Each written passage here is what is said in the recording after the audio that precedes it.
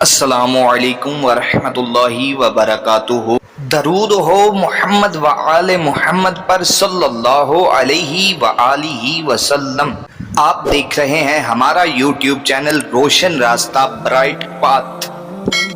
بسم اللہ الرحمن الرحیم۔ چلتے ہیں آج کی ویڈیو کی طرف۔ آج کی ہماری ویڈیو میں ایسا وظیفہ ہے، ایسا عمل ہے جو لوگ رزق کی وجہ سے پریشان رہتے ہیں، دن رات ایک ہی سوچ میں گم رہتے ہیں کہ ہمارے پاس رزق کی کمی ہے، گھر میں رزق کی تنگی ہے۔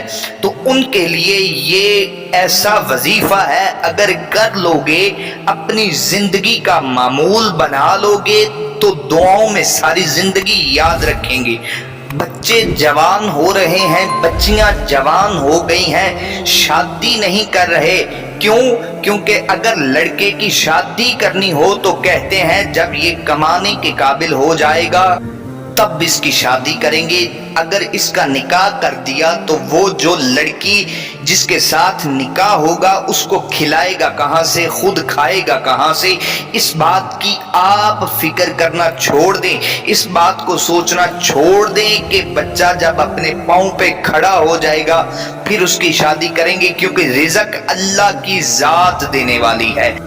کیونکہ جو بھی گھر میں نیا آ رہا ہے رب نے پہلے سے ہی اس کا رزق، اس کا مقدر لکھ دیا ہے، وہ اپنا رزق ساتھ لے کر آئے گا۔